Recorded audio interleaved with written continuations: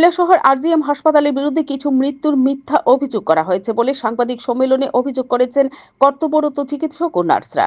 সাংবাদিক সম্মেলনে জানান, বুলটি দেবনাথ নামক প্রসূতি 11ই জুলাই ভর্তি হন এবং 12ই জুলাই সকালে সন্তান প্রসব করেন। পরবর্তীতে নবজাতকের শারীরিক অবস্থার অবনতি হওয়ায় তাকে বেসরকারি হাসপাতালে স্থানান্তর করা হয় এবং 13ই জুলাই বিকেলে তার মৃত্যু হয়। ডাক্তার দেব অভিযোগ করেন, শিশুর মৃত্যু সন্ধ্যায় ঘটলেও তার বাবা দুপুর 12টা নাগাদ সামাজিক মাধ্যমে পোস্ট দিয়ে আরজিএম হাসপাতালকে দায়ী করেন, যা মিথ্যা ও উদ্দেশ্য প্রণোদিত। তিনি বলেন, হয়তো হাসপাতালের উন্নয়নে কিছু দুষ্ট চক্রের সহ্য হচ্ছে না। সংবাদ সম্মেলনে উপস্থিত ছিলেন নার্স ফেরদৌসী বেগম, পিঙ্কি সাহা সহ অন্যান্য স্বাস্থ্যকর্মীরা। সকলেই জানান, হাসপাতালকে কালিমা লিপ্ত করতে উদ্দেশ্য প্রণোদিতভাবে এই গুজব ছড়ানো হচ্ছে।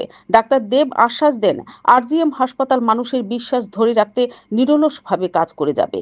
Bureau report, BTV Tripura news.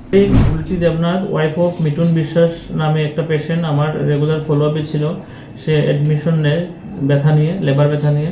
তো আমি তাকে তৎক্ষণাৎ এসে এক্সামিন করি, আর প্রয়োজনীয় যা মেডিসিনপত্র প্রয়োজন আমি সব প্রেসক্রাইব করে যাই আমার নার্সিং অফিসারদের।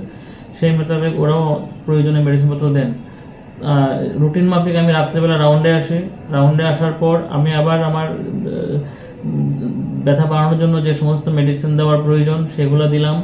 তারপর একই সময়ে আরও দুটো পেশেন্টের ডেলিভারির ব্যথাও ছিল, ওরাও এর মধ্যে ডেলিভারি, ওই পেশেন্টগুলো ডেলিভারি হয়ে যায়, তাদেরও বেবি সুস্থই ছিল। বাট কোনো একটা কারণে যেটাতে আমি রাউন্ড দিয়ে যাওয়ার পরে আমি বলতে পারি নাই, তো পেশেন্ট বেবিটা ডেলিভার হলো, কিন্তু ডেলিভার হওয়ার পরে বেবিটা সে কান্না করেনি। তখন ইমার্জেন্সি মেডিকেল অফিসার এসে বেবিটাকে দেখলো, দেখার পরে দেখলো যে একটু তার শ্বাসের সমস্যা আছে, সঙ্গে সঙ্গে তাকে হায়ার সেন্টারে রেফার করে দিল। তো তারা কোনো একটা বেসরকারি নার্সিংহোমে নিয়ে যায়, তো সেখানে তার ট্রিটমেন্ট চলছিল।